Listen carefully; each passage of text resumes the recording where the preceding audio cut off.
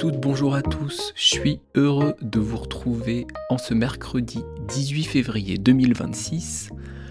Et aujourd'hui, on va parler d'une expression française qui est être dans le pétrin. Mais avant cela, je vais, comme d'habitude, comme tous les jours, vous parler d'autre chose. Je vais vous parler d'un mot que j'avais déjà entendu il y a quelques mois, peut-être même quelques années, mais je vais vous l'expliquer aujourd'hui parce que c'est un mot assez nouveau. C'est un mot d'ailleurs qui est dérivé de l'anglais. Ce mot, ça s'appelle slasher. Je vous répète, slasher. Et ça vient en fait de l'anglais slash. Vous savez, c'est la barre qui est un peu oblique quand on veut écrire plusieurs choses à la suite. Par exemple, la fleur est jaune slash orange. Jaune slash orange slash rouge. Donc c'est cette petite barre qui n'est pas droite, qui n'est pas verticale, mais qui est un peu penchée. Ça s'appelle un slash. Et on a rajouté heure à la fin, qui est un suffixe. Je vous rappelle, un suffixe, c'est quelque chose qu'on attache à la fin du mot pour donner un autre mot. Et souvent, heure, ist, ce sont des suffixes de métier. Par exemple, camion, ça donne camionneur. Chant, ça va donner chanteur. Qu'est-ce qu'on a d'autre? La coiffure, la coiffe, donc les cheveux, ça va donner coiffeur. Là, on parle de slasher. Alors, ça veut dire quoi? Et c'est quoi le concept d'un slasher? Un slasher, c'est une personne qui a plusieurs activités professionnelles en même temps, qui fait plusieurs choses à la fois. Au lieu de faire un seul métier, eh bien elle peut en faire 2 ou peut-être 3.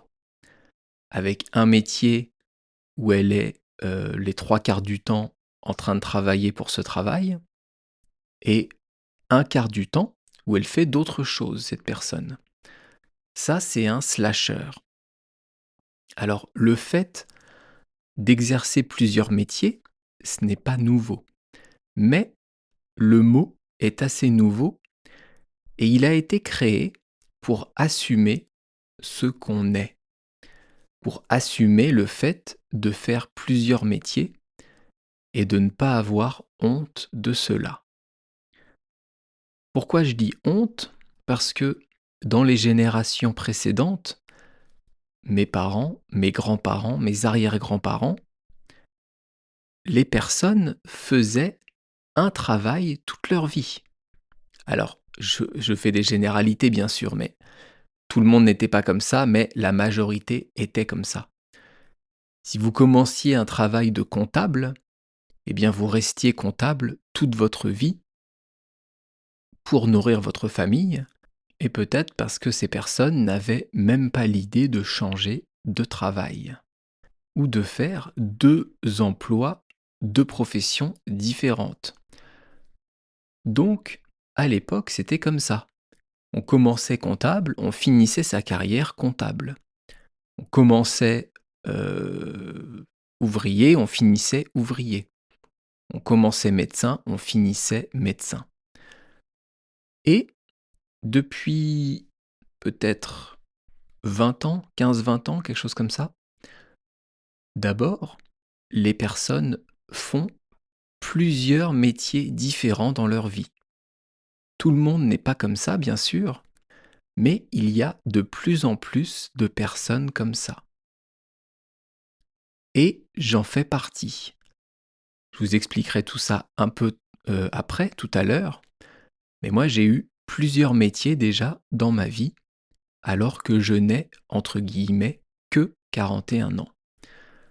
Donc slasher, ça a été créé pour ces personnes qui font plusieurs métiers, qui font peut-être le métier de comptable, slash, podcasteur, slash, cuisinier, j'en sais rien. Ça, c'est un peu compliqué, mais vous avez compris le principe. Donc on a créé le mot pour mettre un nom sur ce, phénomène de société, sur cette chose. Et les langues sont comme ça. Les langues évoluent, les langues parlées, les langues écrites, les langues vivantes se transforment pour s'adapter à la société. On va prendre l'exemple, assez simple à comprendre des, personnes non genrées, donc qui se considèrent ni il ni elle, eh bien on a créé le iel. Donc la langue s'adapte, la langue change. Alors les slasheurs, je vais vous parler un peu, de mon expérience personnelle, puisque j'ai fait plusieurs métiers différents qui n'ont rien à voir et je fais aussi plusieurs choses en ce moment, en même temps. Quand j'ai eu le baccalauréat, j'ai fait des études d'ostéopathie, donc c'est un métier de la santé. J'ai ouvert un cabinet, j'ai soigné des gens pendant 10 ans et au bout de 10 ans, j'avais l'impression d'avoir fait le tour de ce travail. J'avais l'impression de ne pas découvrir de nouvelles choses et j'ai eu envie de changer.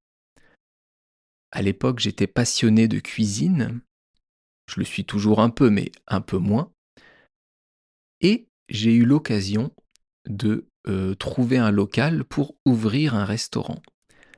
Et oui, j'ai eu un restaurant pendant 6 ans, un peu plus de 5 ans, pardon, qui marchait très bien d'ailleurs, mais qu'on a dû fermer, que j'ai dû fermer à cause du Covid, à cause du coronavirus. Malheureusement, le restaurant a fermé, je n'ai pas réussi à payer les charges mensuelles, je n'ai pas réussi à passer cette étape du Covid et j'ai dû fermer le restaurant. Mais la vie, on va dire, fait bien les choses. Parce que si j'avais gardé le restaurant ouvert, je ne serais peut-être pas là à vous parler. Parce que la restauration, la cuisine, c'est un métier qui prend beaucoup de temps, c'est très fatigant, et donc je n'aurais peut-être pas eu l'occasion de créer ce podcast.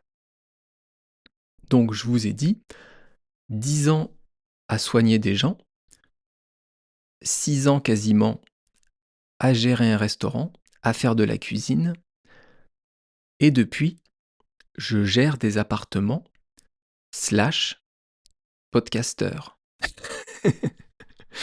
Alors, je sais pas si podcasteur, pour moi, on peut appeler ça un métier. Parce que je gagne très très peu d'argent.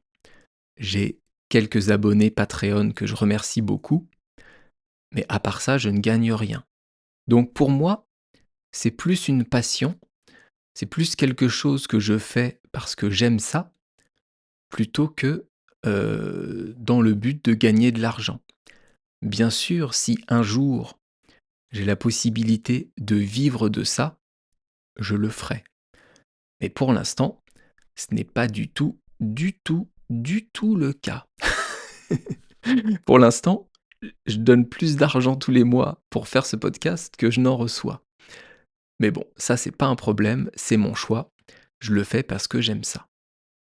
Donc on peut dire que moi, je suis un slasher. Je fais plusieurs activités en même temps, je fais plusieurs choses à la fois. Alors je me suis demandé, mais pourquoi de plus en plus de personnes veulent changer de métier? Pourquoi depuis 10, 20, 25, 30 ans peut-être, il y a cette volonté chez les gens de changer, de faire des choses nouvelles, de découvrir de nouvelles choses? On appelle ça une reconversion professionnelle. Pourquoi ça existe? Est-ce que on a plus envie de nouveautés maintenant qu'avant? Ou alors, est-ce que l'envie est la même? Sauf que maintenant, on a la possibilité, alors qu'avant, on ne l'avait pas. Aujourd'hui, quand vous êtes salarié en France, je vous parle que de la France, hein, le reste du monde, je ne le connais pas. Je ne sais pas comment sont les lois, mais je vous parle de la France. En France, quand vous êtes salarié dans une société pendant 5 ans, 8 ans, 10 ans, eh bien, au bout de 10 ans, vous avez le droit à une formation professionnelle. Vous pouvez apprendre une nouvelle, formation, un nouveau métier, pardon, et après peut-être changer de métier. Donc ces aides à la formation, ça a permis à des personnes de peut-être faire le métier qu'ils aiment. Parce que c'est vrai que de se lever le matin et de faire un métier qu'on aime, c'est quand même incroyable. On n'a pas l'impression d'aller travailler quand on fait un métier qu'on aime. Alors c'est le cas de peu de personnes, mais quand c'est le cas, c'est vraiment extraordinaire. Donc je pense que peut-être que les mentalités ont changé et aussi avec les réseaux sociaux, avec le télétravail, avec le fait que on peut travailler de différents endroits grâce aux ordinateurs, la vision du travail a changé. Je pense que, en France en tout cas, on accorde maintenant, une part importante de sa vie à sa vie personnelle, à sa vie de famille et peut-être une part moins importante qu'avant au travail. Sauf si ce travail, eh bien, il nous plaît. Donc on en revient toujours à la même chose, faire un travail qu'on aime, c'est extraordinaire et c'est motivant. C'est pour ça peut-être que les personnes changent de travail jusqu'à trouver quelque chose qui leur plaît, quelque chose qui peut les épanouir, où ils vont pouvoir devenir meilleurs et apprécier leur métier. Tout ça pour vous dire que ce mot de slasher, il est assez nouveau et peut-être que vous aussi, vous faites plusieurs activités. Ou alors, est-ce que vous faites un travail et est-ce que vous faites le même depuis 20 ans? Laissez-moi un petit commentaire sur YouTube pour me dire, pour me répondre, parce que ça m'intéresse de savoir. Et maintenant, on va commencer l'expression du jour qui est être dans le pétrin. Alors, être dans le pétrin. Est-ce que vous connaissez cette expression? Être, vous connaissez, c'est un verbe ou un auxiliaire et je vais vous le conjuguer à 2 temps du passé. On va le conjuguer à l'imparfait et au passé simple parce que le passé simple de être, il est un peu particulier. Alors, être à l'imparfait, ça donne j'étais, tu étais, il était, nous étions, vous étiez et ils étaient.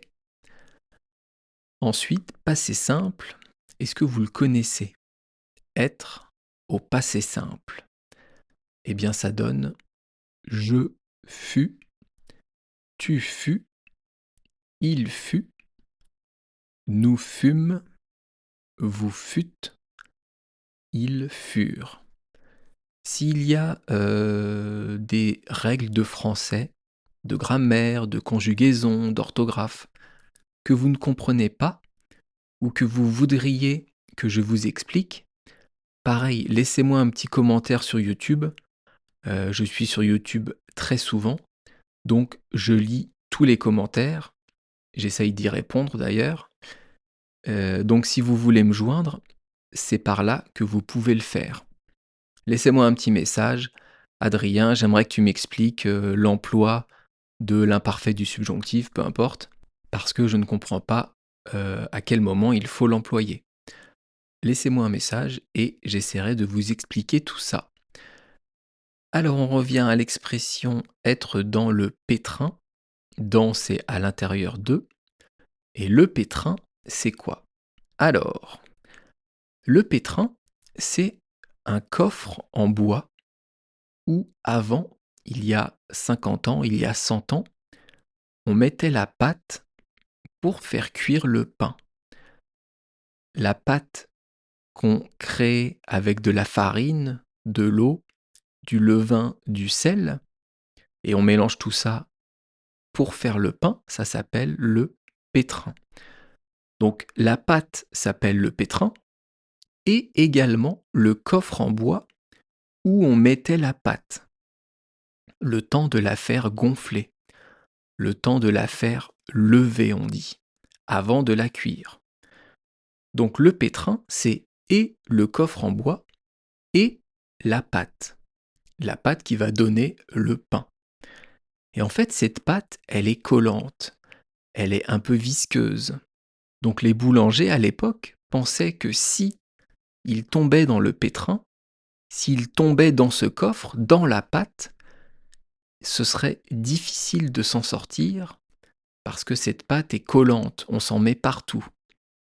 Donc être dans le pétrin, c'est être dans des problèmes, c'est être dans la merde, être dans la mouise, c'est être dans quelque chose où ça va être difficile de s'en sortir, difficile de s'en tirer, comme si vous étiez tombé dans la pâte à pain, dans le pétrin. Imaginez que vous êtes au travail et vous avez trop de travail, vous avez des dossiers à rendre, mais vous ne les avez pas encore rendus. Vous pouvez dire « Oh là là, je suis dans le pétrin ». Pareil pour les études. Vous avez un examen demain et vous n'avez pas assez révisé. Eh bien, vous pouvez vous dire à vous-même « Je suis vraiment dans le pétrin ». Ça veut dire « Je suis mal ». Je suis dans la merde, je vais rater mon examen, je vais rater ma scolarité, je vais rater ma vie, et c'est la merde. Bon, peut-être pas jusque-là, mais... Donc être dans le pétrin, ça veut dire être dans les problèmes, avoir des problèmes.